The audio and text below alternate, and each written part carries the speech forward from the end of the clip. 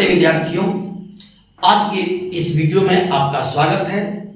मैं सिद्धू सर आपके लिए टेक्स्ट बुक पर ही आज का वीडियो लेकर के आया हूं। लेकिन मेरे विद्यार्थी, मैं इसके बारे में कुछ आपको बता देना चाहता हूं। आप जो टेक्स्ट बुक रेनबो पार्ट 2 पढ़ते हैं, उसके साथ साथ आपको टेक्स्ट बुक का एक और किताब पढ़ना है। इस किताब को गौर से देखिए मेरे विद्यार्थियों। यह जो किताब है आपका ईवी टेक्स्ट बुक में शामिल है। इस किताब से भी प्रश्न पूछे जाते हैं, ऑब्जेक्टिव भी प्रश्न पूछे जाते हैं और डिस्क्रिप्टिव भी प्रश्न पूछे जाते हैं। तो इस किताब को भी मेरे विद्यार्थी गौर से आप देख लीजिए। इस किताब का भी नाम है रेनबो, लेकिन नीचे लिखा हुआ है द स्टोरी ऑफ इंग्लिश। मेरे विद्यार्थियों, यह जो किताब मैं आपको दिखा रहा हूं, इस किताब से भी लगभग ऑब्जेक्टिव और डिस्क्रिप्टिव मिला के करीब करीब 15 और 20 नंबर के क्वेश्चन आपको एग्जाम में पूछे जाते हैं, फाइनल एग्जाम में पूछे जाते हैं मेरे विद्यार्थियों। तो मैं आज का जो वीडियो आपको देने जा रहा हूं, आज का वीडियो स्पेशली मैं द स्टोरी ऑफ इंग्लिश, या कहिए the story of English language, आप दोनों तरह से बोल सकते हैं। द स्टोरी ऑफ इंग्लिश बोलिए या the story of English language बोलिए, दोनों तरह से बोला जाता है। तो आज का ये वीडियो मैं द स्टोरी ऑफ इंग्लिश पर देने जा रहा हूं मेरे विद्यार्थियों। इससे पहले मैं कुछ बता देना चाहता हूं कि द स्टोरी ऑफ इंग्लिश पर बहुत सारे प्रश्न होते हैं। जैसे इसमें international language, old English, middle English, borrowing English, American English, बहुत सारे इसमें, यानी कहने का तात्पर्य है कि अंग्रेजी का पूरी कहानी, इसका पूरा इतिहास इस किताब में पढ़ना पड़ता है। ये अंग्रेजी कहां से आया, कैसे इसका विकास हुआ और आज के इस मॉडर्न युग में यह अंग्रेजी कहां तक विकास के प्रकाष्ठा पर पहुंच चुका है मेरे विद्यार्थियों। इसी संदर्भ में मैं इस पर बहुत सारे प्रश्न तैयार किया हूं। प्रश्न के साथ साथ उसका मैं जवाब भी आपको दे रहा हूं, जवाब भी मैं लिख रहा हूं, साथ साथ इसका लाइन बाय लाइन हिंदी भी मैं बता दूंगा आपको। मेरे विद्यार्थियों, बहुत सारे क्वेश्चन आपके राइटर और बुक्स पर भी पूछे जाएंगे।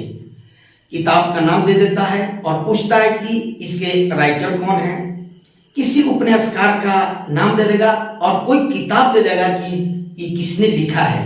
तो मेरे विद्यार्थी, इस तरह के सारे प्रश्न के जवाब और सारे प्रश्न इस the story of English language से ही आते हैं। तो आज के इस वीडियो में मैं इस वीडियो को शुरू करने से पहले आपसे एक निवेदन करना चाहता हूं।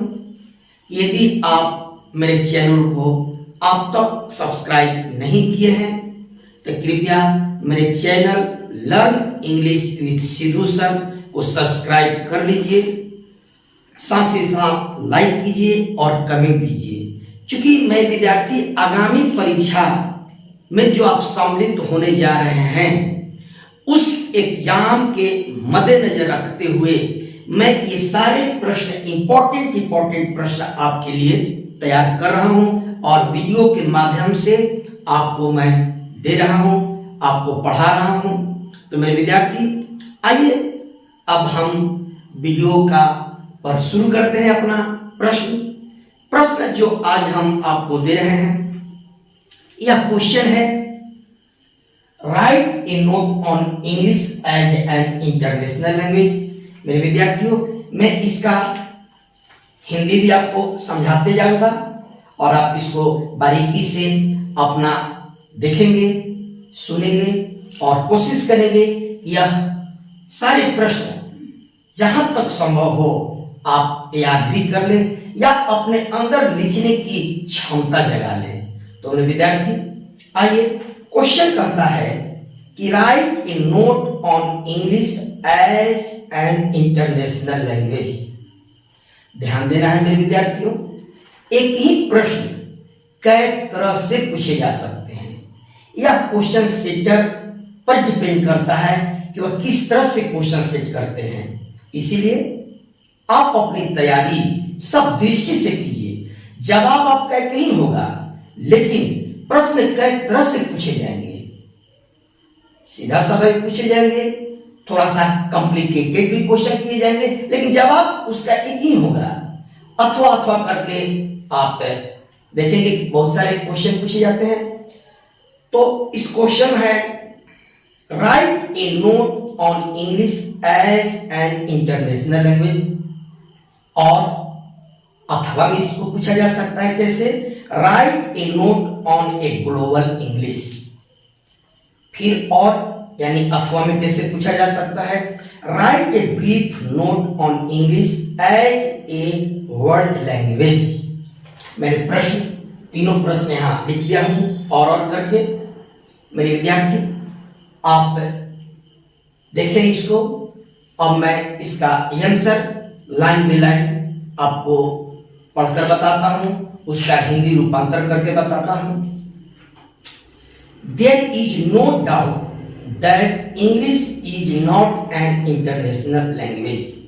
इसमें कोई संदेह नहीं है कि अंग्रेजी एक अंतर्राष्ट्रीय भाषा नहीं है। English is read and spoken all over the world. अंग्रेजी पूरा विश्व में लिखे एवं पढ़े जाते हैं। The majority of the world population read and speak English. विश्व के अधिकांश आबादी अंग्रेजी बोलते हैं और अंग्रेजी लिखते भी हैं। English is spoken and understood almost everywhere in the world. अंग्रेजी लगभग सभी जगह बोले जाते हैं और समझे जाते हैं, एक्सेप्ट रिमोट एरिया, केवल सुदूर क्षेत्रों को, जिसको हम लोग दूसरे भाषा में देहाती क्षेत्र कहते हैं, उसको छोड़कर लगभग हर जगह अंग्रेजी बोला भी जाता है और समझा भी जाता है। Mostly people of the world speak English. विश्व के अधिकांश लोग अंग्रेजी बोलते हैं। Even more than 75% TV programmes are in English. लगभग 75% से अधिक टीवी प्रोग्राम भी आपको अंग्रेजी में ही आ रहे हैं। आप दूरदर्शन को देख रहे हैं, नेटवर्किंग को देख रहे हैं, मैक्सिमम चीज अंग्रेजी में दिए जा रहे हैं। Mostly European countries try to adopt English as main language. अधिकांश यूरोपियन देशों में अंग्रेजी को मुख्य भाषा में स्वीकार करने का प्रयास किया जा रहा है। इवन द यूएनओ यानी United Nations Organisation accepted English as main language to work, यानी संयुक्त राष्ट्र संघ में भी अपना कार्य करने के लिए मुख्य भाषा अंग्रेजी को ही चुना है।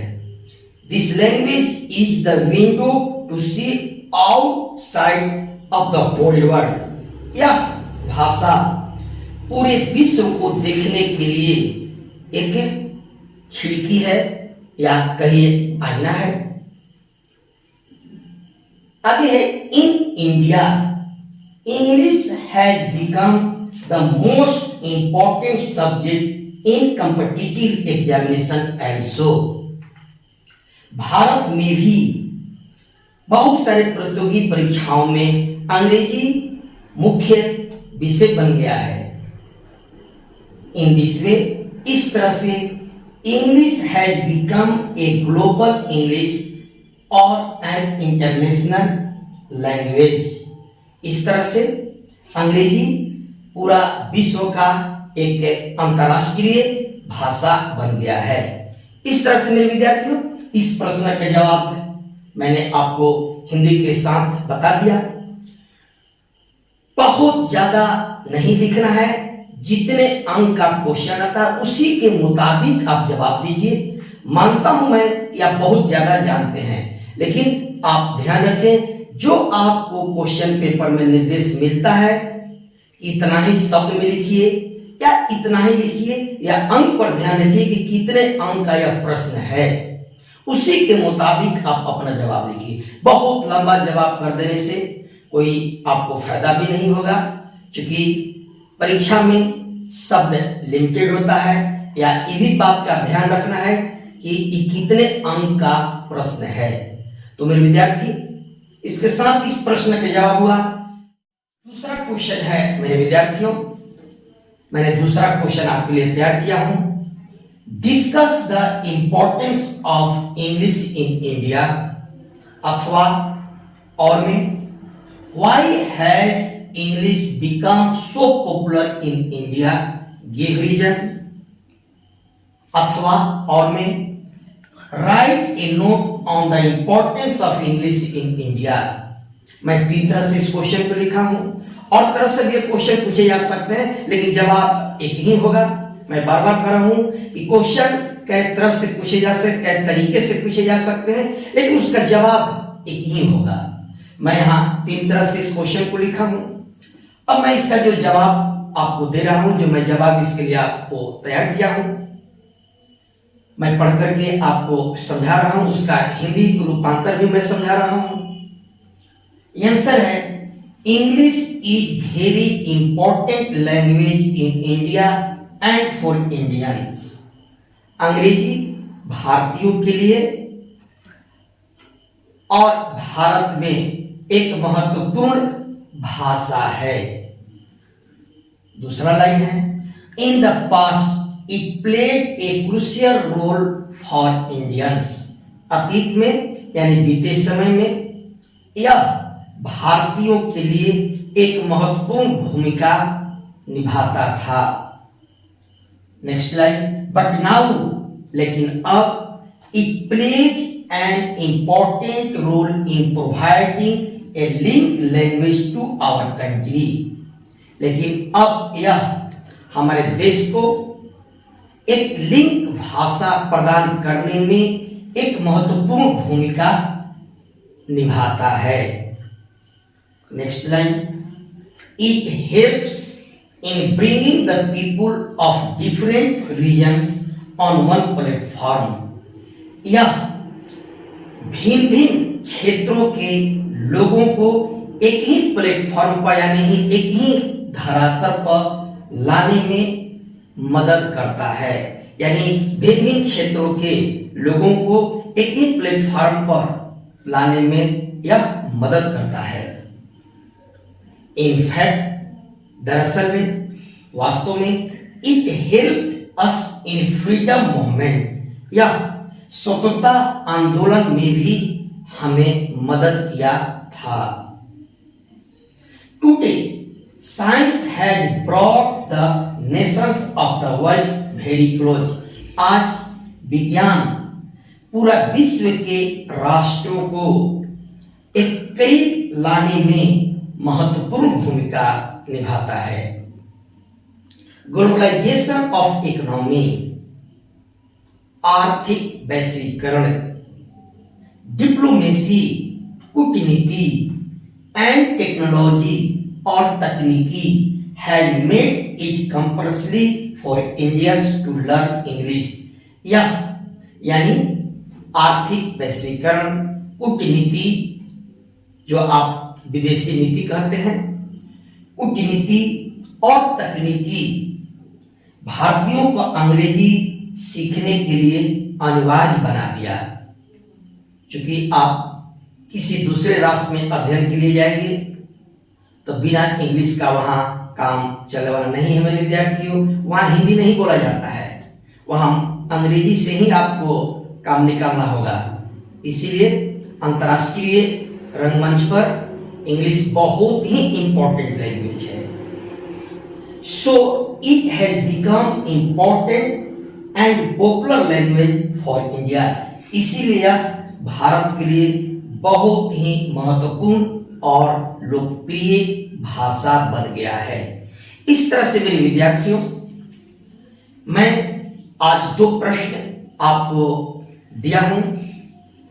आगे भी मैं जो वीडियो लेकर के आऊंगा the story of English language पर लेकर के आऊंगा, जो भी आपके लिए इंपॉर्टेंट क्वेश्चन है उसका जवाब आपको मैं वीडियो के माध्यम से उपलब्ध कराऊंगा।